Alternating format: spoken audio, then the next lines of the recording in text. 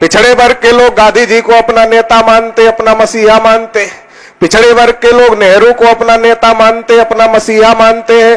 पिछड़े वर्ग के लोग तिलक को अपना नेता, अपना मसीहा मानते हैं। जबकि इस देश में जब गांधी जी पैदा ही नहीं हुए थे, 1848 में ज्योतिबा फूले ने हम लोगों की आजादी की लड़ाई शुरू किया, मगर उसके बारे में पिछड़े वर्ग के लोग नहीं जानते। ज्योतिबा फूले जो लड़ाई लड़ रहे थे, जो बात कह रहे थे, उस काम को छत्रपति साहू महाराज ने अपने राज्य में किया, और अपने राज्य में जो बातें ज्योतिबा फूले कहते थे उसे साहू महाराज ने अपने राज्य में लागू किया, मगर छत्रपति साहू महाराज के बारे में भी पिछड़े वर्ग के लोग नहीं जानते। जो बातें छत्रपति साहू महाराज ने अपने राज्य में लागू किया, जब बाबा साहब अंबेडकर को संविधान लिखने का अवसर मिला तो वो सारी बातें बाबा साहब अंबेडकर ने भारत के संविधान में लिखा और हमको हक अधिकार देने का काम किया, मगर ये बात भी पिछड़े वर्ग के लोग नहीं जानते।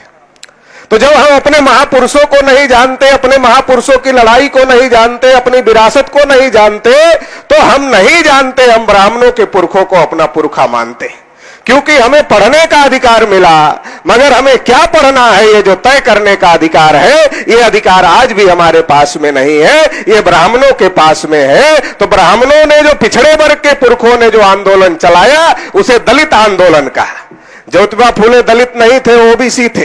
छत्रपति साहू महाराज दलित नहीं थे, ओबीसी थे। पेरियार रामानुस्वामी नायकर ओबीसी थे।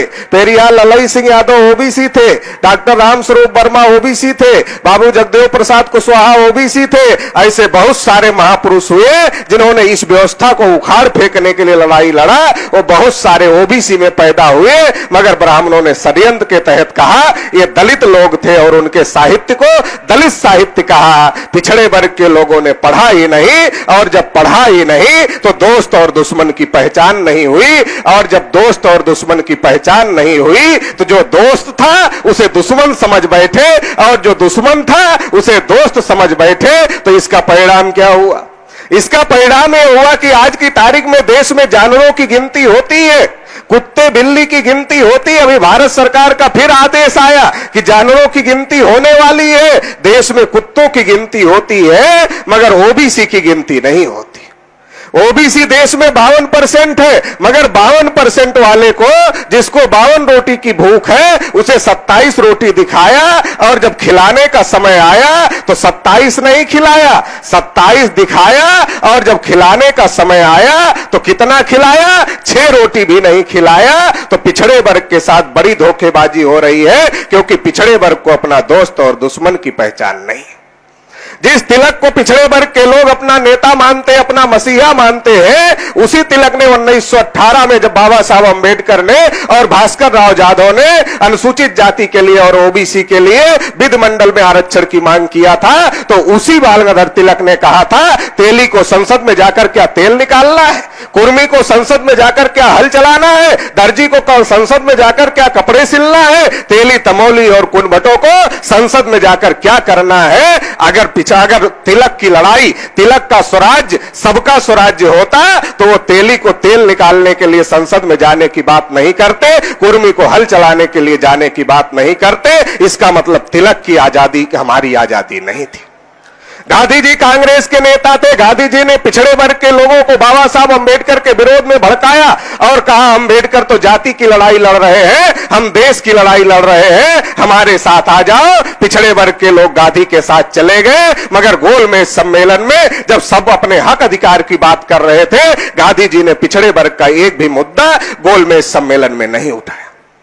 और जब संविधान सभा के चुनाव का समय आया, गांधी जी ने एक भी ओबीसी को संविधान सभा का टिकट नहीं दिया, और उनके साथ पूरी जिंदगी लगाने वाले सरदार वल्लभ भाई पटेल को जब प्रधानमंत्री बनाने का मौका आया तो गांधी जी ने उनके साथ धोखेबाजी किया और उनको प्रधानमंत्री नहीं बनने दिया।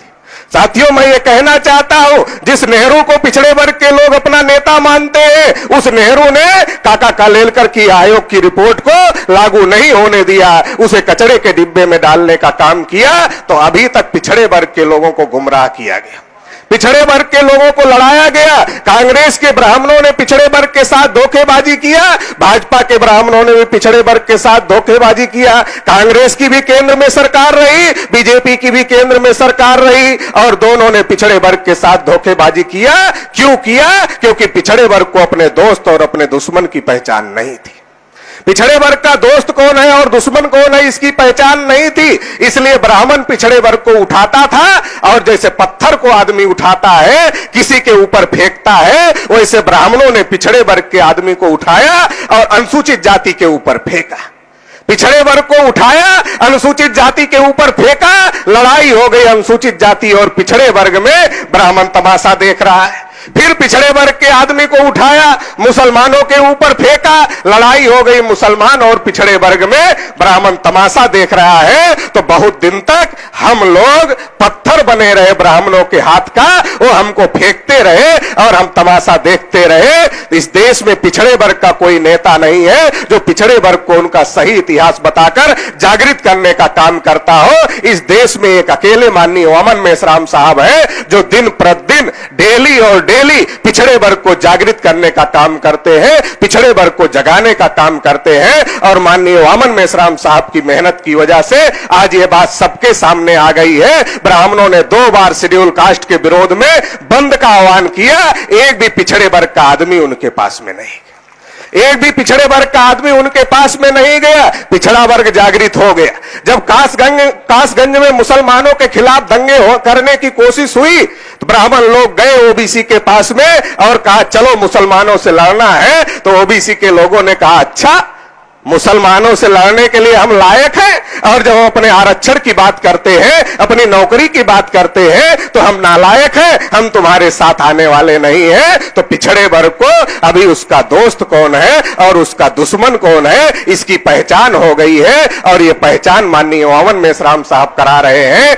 इसलिए ब्राह्मणों को अभी मिर्ची लगी हुई है और जगह जगह ब्राह्मण प्रदर्शन कर रहे हैं। अभी गुजरात में मेश्राम साहब की बुद्धि शुद्धि यज्ञ कर रहे हैं ब्राह्मण। तो मैं ब्राह्मणों को यह कहना चाहता हूं, मेश्राम साहब की बुद्धि तो हमेशा से शुद्ध रही है, तुम अपनी बुद्धि की शुद्धि करो। नहीं तो ये जो 4 भाई हैं, एससी एसटी ओबीसी और माइनॉरिटी, ये 4 भाई चारों तरफ से खड़े हो गए तो भागने के लिए जगह नहीं मिलेगी। इस बात को ध्यान में रखकर ब्राह्मण अपने बुद्धि की शुद्धि करे।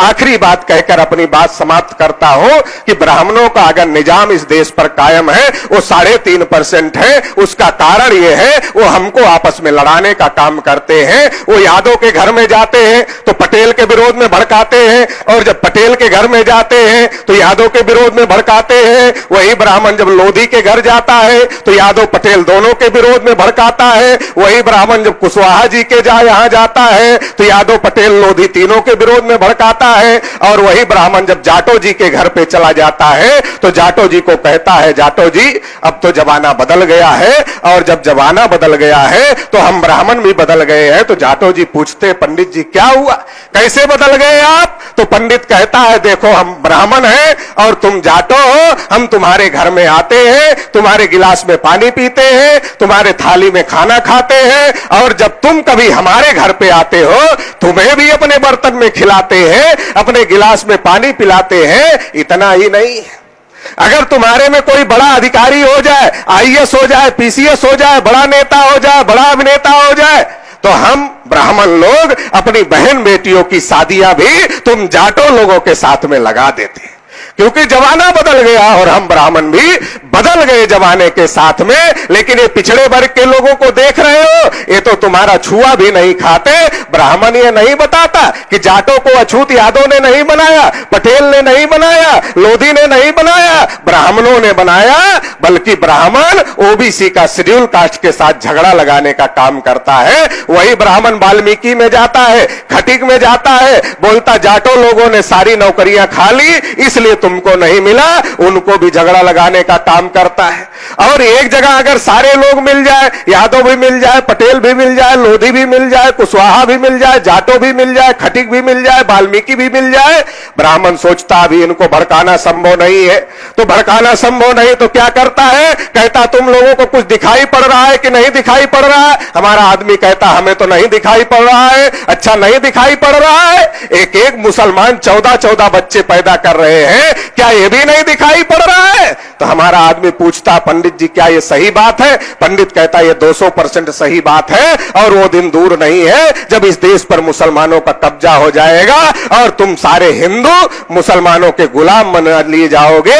ऐसा कह के ब्राह्मण एससी का, एसटी का, ओबीसी का समर्थन लेता है, हिंदू के नाम पर समर्थन लेता है और राजा बन जाता है। इस षड्यंत्र को हम लोगों को समझना होगा और इस देश में किसी का हिस्सा किसी ने नहीं खाया, क्योंकि एससी का कोटा पूरा नहीं हुआ, एसटी का कोटा पूरा नहीं हुआ, माइनॉरिटी को जो 33% नौकरियों में थे गुलाम भारत में, उनकी स्थिति आज अनुसूचित जाति जनजाति से भी बदतर है। क्षत्रियों का को संख्या के अनुपात में नहीं मिला, वैश्यों को भी संख्या के अनुपात में नहीं मिला, तो किसी का हिस्सा किसी ने नहीं खाया, बल्कि इस देश की विधायिका पर, इस देश की कार्यपालिका पर, इस देश की न्यायपालिका पर, इस देश के मीडिया पर, सभी तंत्रों पर ब्राह्मणों का कब्जा है, दूसरे किसी को नहीं मिला। इसलिए सबका हिस्सा अगर किसी ने खाया तो ब्राह्मणों ने खाया।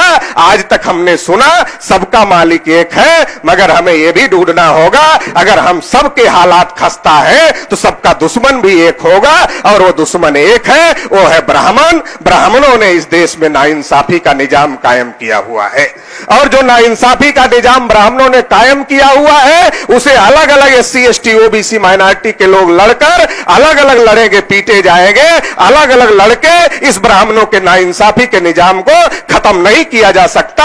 अगर इसे खत्म करना है तो चारों भाइयों को मिलना होगा, एससी, एसटी, ओबीसी और माइनॉरिटी, इन चारों भाइयों को मिलना होगा और मिलकर इस जंग को लड़नी होगी और जो ब्राह्मणों का नाइंसाफी का निजाम है इस निजाम को ध्वस्त करना होगा और जिसकी जितनी संख्या भारी उसकी उतनी हिस्सेदारी, ये इंसाफ कायम करना होगा और ये इंसाफ कायम करने के लिए आप लोग साथ सहयोग करेंगे, ऐसी उम्मीद के साथ आप लोगों ने मुझे सुना, इसके लिए धन्यवाद, आभार।